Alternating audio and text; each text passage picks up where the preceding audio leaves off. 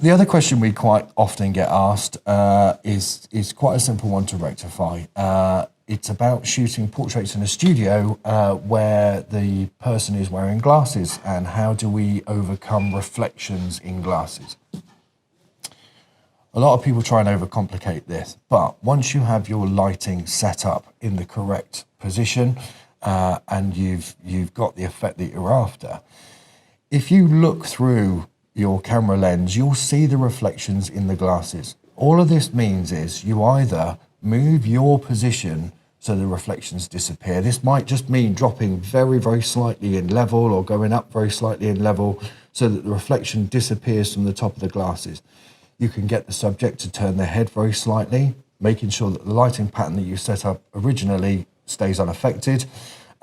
You can move the lights, but again, if you go in for a certain look, it's all about your camera position.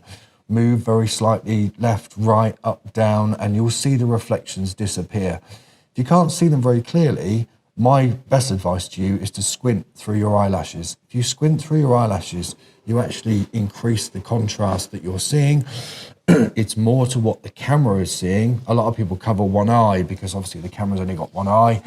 Mimic that and see what the camera's actually seeing. But it's a very, very easy way of just moving out of shot to get the reflection disappeared in the glasses.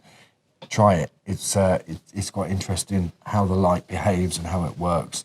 Even with non-reflective glasses, you can get a slight reflection, but just moving very slightly will eradicate that, no problem at all.